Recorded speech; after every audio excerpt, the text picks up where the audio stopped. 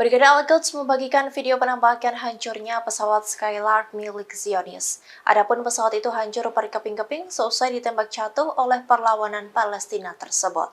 Dalam unggahan di Telegram resmi Brigade Al-Quds pada Sabtu 2 Desember, militan Palestina itu membagikan video berdurasi 1 menit 14 detik. Melalui video itu terlihat puing-puing dari pesawat Skylark milik pasukan Zionis.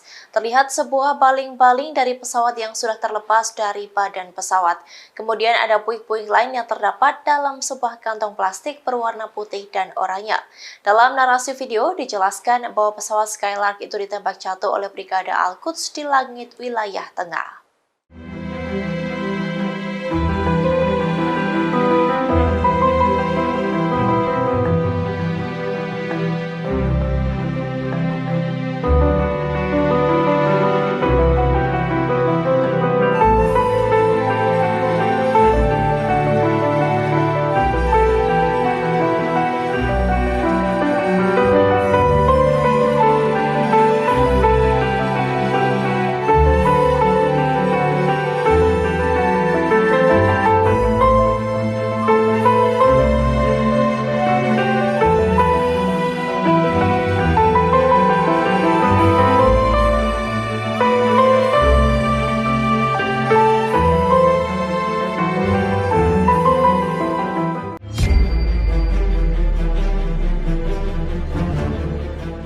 Pasukan Lebanon Hizbullah langsung turut menyerbu wilayah perbatasan Israel.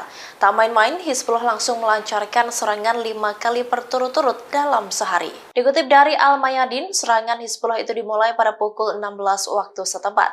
Pasukan Lebanon tersebut mengumumkan bahwa pejuang mereka menargetkan sekelompok tentara musuh di sekitar lokasi militer Israel Jal Al-Alam. Setelahnya, pada pukul 16.43, Hizbullah melakukan 2 operasi serentak di lokasi militer Al-Marj dan Barak Ramim.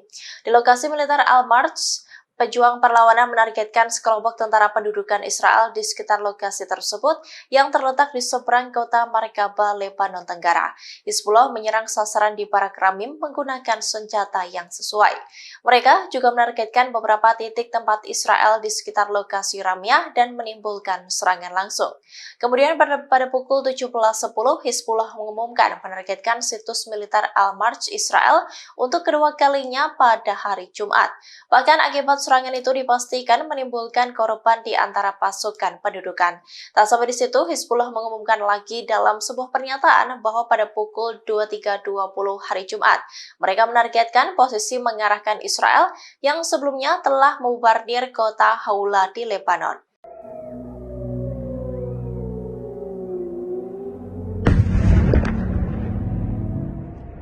Sayap bersenjata kelompok jihad Islam Palestina Brigade Al-Quds menyerang kibbutz Kisufim Israel seusai gencatan senjata berakhir. Tak main-main, Al-Quds menyerang Israel dengan 107 roket. Hal itu disampaikan oleh Brigade Al-Quds melalui unggahannya di Telegram pada 1 Desember. Pasukan itu menyatakan bahwa serangan itu sebagai balasan atas kejahatan Zionis terhadap rakyatnya pada Jumat pagi. Akibat 107 serangan roket itu memicu sirene peringatan serangan rudal di Israel berbunyi sejak pagi. Sirene penanda serangan udara Israel disebut terdengar di permukiman Yad Mordechai dan Natif Hatara. Adapun kedua wilayah ini ada di selatan Israel dekat Gaza. Selain itu, Brigade Al-Quds juga dikabarkan menembak jatuh drone Skylark milik Zionis. Serangan itu menyebabkan pesawat itu pun remuk dan hancur berkeping-keping. Brigade Al-Quds juga menargetkan tentara Israel yang sedang berkumpul di hari yang sama. Diketahui gencatan senjata antara Israel Hamas telah berakhir pada Kamis 30 November. Adapun gencatan senjata itu telah terjadi selama 7 hari sejak 24 November.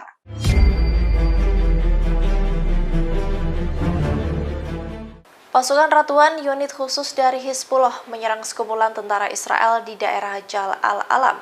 Ledakan itu pun membuat lusinan tentara Israel tewas seketika.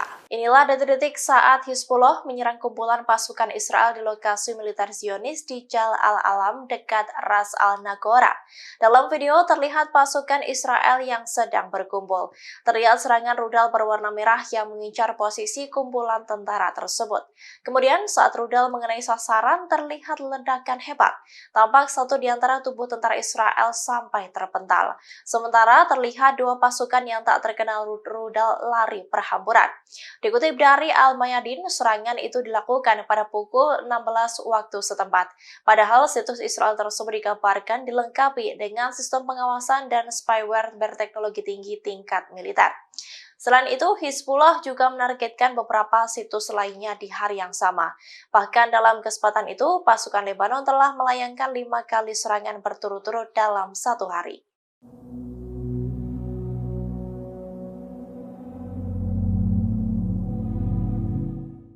Perwira tinggi Israel disebut melarikan diri dan meninggalkan tentaranya saat sergapan Hamas pada 7 Oktober lalu. Hal itu pun memicu kemarahan dari pensiunan kolonel Israel bernama Avi Weiss. Ia bahkan mengolok senior tentara Israel itu sebagai pengecut. Dikutip dari Al-Mayadin, hal itu diungkapkan oleh Avi Weiss dalam sebuah wawancara di halaman Tov TV Israel di YouTube. Weiss membenarkan perwira senior itu melarikan diri dan meninggalkan tentaranya. Bahkan imbas aksinya itu mempengaruhi sisi moral internal. Weiss mengaku bahwa ia memperoleh informasi tersebut dari dua petugas. Mereka merupakan seorang letnan dan seorang kapten. Ia juga mengumpulkan informasi kaburnya perwira tinggi IDF itu dari beberapa sumber. Selain itu, Weiss juga membenarkan bahwa 8 tentara Israel terluka akibat friendly fire, di mana tentara IDF tewas karena tembakan dari kelompoknya sendiri. Hal ini menunjukkan bahwa bagian dari kekacauan yang lazim terjadi di tentara Israel.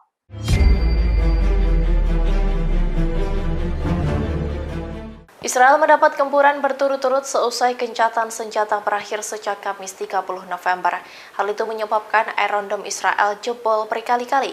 Bahkan dalam sehari, Israel harus mengeluarkan biaya puluhan juta dolar untuk Iron Dome. Dikutip dari Al-Mayadin, hal itu diungkapkan oleh media Israel pada Jumat 1 Desember. Tembakan roket terus-menerus yang mengincar wilayah Israel itu pun berasal dari perlawanan Palestina dari jalur Gaza. Media Israel itu mengungkapkan bahwa sistem Iron Dome Israel mengeluarkan biaya sekira 70 juta dolar dalam sehari. Brigade Al-Qassam mengonfirmasi peluncuran salvo roket ke arah Tel Aviv, Ashdod, dan Ashkelon.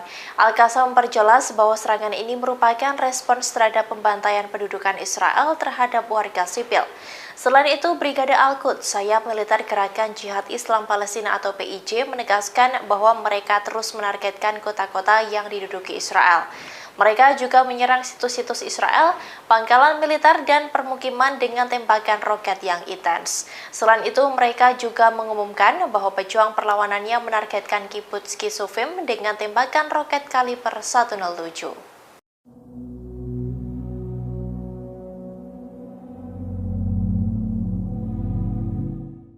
Hamas menyerbu Tel Aviv dengan rentetan roket setelah gencatan senjata usai.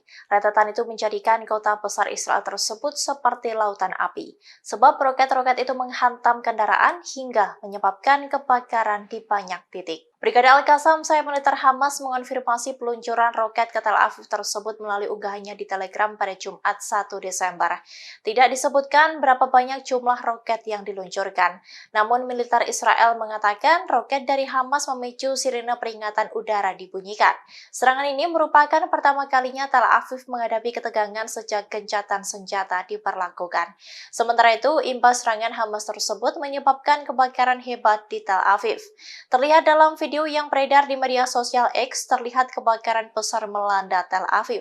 Bahkan kota besar Israel itu seperti lautan api dengan banyaknya kebakaran yang dipicu karena kendaraan yang terbakar. Tak dijelaskan insiden ini menimbulkan berapa korban jiwa. Selain Tel Aviv, Hamas juga menyerang 3 kota Israel lain yakni Ashkelon, Sderot, dan Beersheba. Serangan itu dilancarkan oleh Hamas menggunakan roket presisi mereka.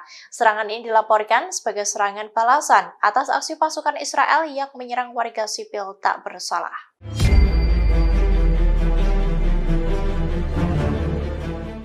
Paus Fransiskus menyebut kata teroris saat melakukan panggilan telepon dengan Presiden Israel Isaac Herzog. Komunikasi seluler keduanya itu terjadi pada akhir Oktober lalu. Namun disebut Israel sempat tidak mempublikasikan isi percakapan tersebut. Dikutip dari The Times of Israel dari Washington Post, hal ini disampaikan oleh seorang pejabat senior Israel yang tidak disebutkan namanya yang mengetahui percakapan tersebut. Dalam panggilannya, Paus melarang untuk menanggapi teror dengan teror. Herzog mengatakan dalam panggilan telepon itu bahwa pemerintah hanya melakukan apa yang diperlukan di Gaza untuk membela rakyatnya sendiri. Paus menanggapinya dengan menyebut yang bertanggung jawab memang harus dimintai pertanggungjawaban tetapi bukan warga sipil. Para pejabat Israel tidak mempublikasikan isi percakapan itu secara penuh. Washington Post menyebut bahwa hal ini karena Paus mengatakan aksi Israel di Gaza disebut sebagai tindakan terorisme. Alasan itu yang membuat mereka memutuskan tidak mempublikasikannya. Meski begitu, Vatikan menolak mengklarifikasi apakah Paus secara publik atau pribadi menggambarkan tindakan Israel di Gaza sebagai terorisme. Namun mereka mengakui adanya telepon antara Paus dan Herzog. Selain itu, juru bicara di kantor Presiden Israel juga menolak untuk mengomentari laporan tersebut.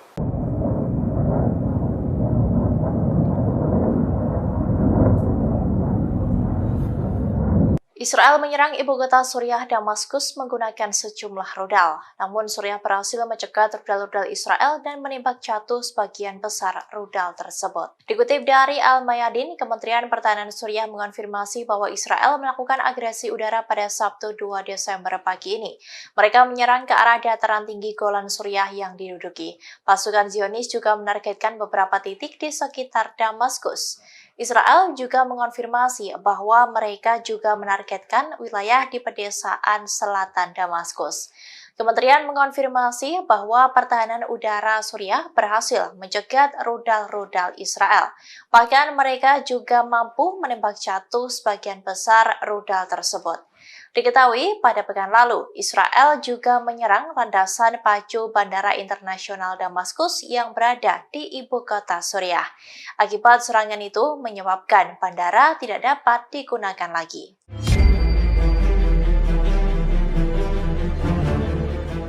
Israel memberlakukan jam malam di permukiman utara di sepanjang perbatasan Lebanon.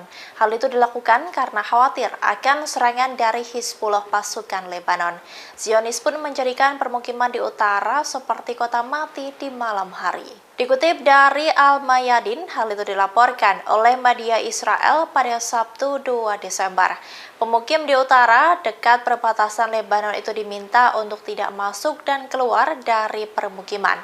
Pemerintah Israel juga menginstruksikan untuk memasang penghalang jalan dan menutup gerbang permukiman. Mereka juga mencegah pekerjaan pertanian apapun. Sementara itu, pada 2 hari lalu, Kepala Pemukiman Kiryat Shmona Avichai Stern menasehati warga melalui pesannya untuk tidak kembali ke permukiman tersebut. Sebagaimana diketahui, permukiman Kiryat Shmona sering menjadi sasaran empuk untuk pasukan Hizbullah menyerang wilayah Israel. Stern melanjutkan dalam suratnya, penduduk Kiryat Shmona tidak boleh kembali selama situasi di perbatasan utara tidak berubah. Sementara itu, surat kabar Israel mengatakan para pemukim khawatir bahwa gencatan senjata akan mengakhiri perang di utara, namun tidak menghilangkan ancaman Hizbullah. Download Tribun X sekarang, menghadirkan lokal menjadi Indonesia.